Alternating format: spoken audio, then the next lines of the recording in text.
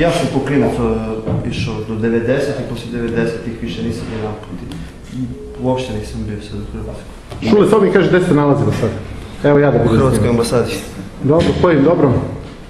Posjeta vezana za tvoju posjetu Hrvatskoj. Dobro. I evo da od gospodina ambasadora, njegove ekscelencije, čujemo samo kako vi tumačite ovo moj posjet. Pa sjajno, ovo što ste vi napravili ne treba nikakvog komentara, to samo za sebe govori i ja vjerujem da jako sam sretan, u stvari ovo što ste mi rekli da je to prošlo tako bez i malo problema.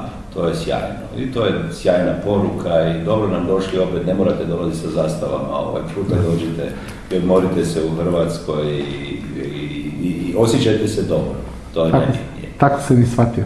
U svakom slučaju, evo ja sam svoju dužnost prema vama isto obavio i vratio, znači nepovređenu obeležje Hrvatske, odnosno hrvatsku zastavu.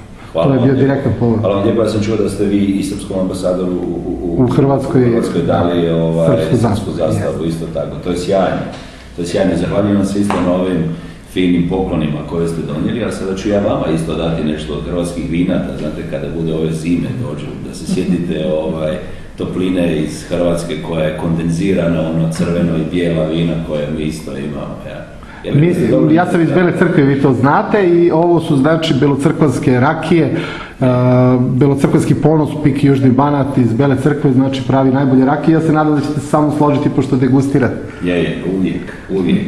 Naravno, zato morat ćemo vidjeti, to je dobra suradnja, vi sa rakijama, mi sa vinima, a onda možemo napraviti jedan, ono što se kaže, zajednički meni sa srpskim... I da nastupimo na zapadnom tržištu. I istočno. Da, sa hrvatskim sirevima, ovdje sa mesom. Ali sad, dok snimam, da samo upoznam, postojala jedna opasnost u Hrvatskoj po mene. Kad su me pitali u Rijeci, u jednom hotelu, kaže li ima neke opasnosti, ja stalno insistiraju da li je bilo opasnosti, sam rekao, postoji samo jedna opasnost, od ove dobre pršute se uguje. I ništa drugo. Dobri sireva, sjajni sirev. Neki dan je tu u Beogradu smo imali izložbu, ja bih rekao, kulinarstva sa otoka, hrvatskih otoka, to je sjajno primljeno, znate, zamislite, ribice, vina, masline, kolači, ulja, šta je još bilo, pršuti, bilo je sjajno. To bi bilo dobro kada bi srpski kulinarski proizvodi se pojavili u Hrvatskoj, znate. To bi isto, znate, to uvijek nalazi dobru publiku i uvijek ostavlja dobro sjećanje, znate, kaže, još da sam jeo dobar pršut sa, ne znam, iz Imotskog, jel? Ili dobre ćevape iz Leskovca, Leskovački voz. U svakom slučaju, kao predsjedniku Hrvatske države, ja imam potrebu da se lično zahvalim i da prenesete moje pozdrave, znači, svima u Hrvatskoj vezano za dobrodošlicu i način na koji sam bio primljen u Hrvatskoj. Hvala vam lijepo i dobrodošli i svi oni koji su dobre volje i dobrih namjera su dobrodošli u Hrvatsku.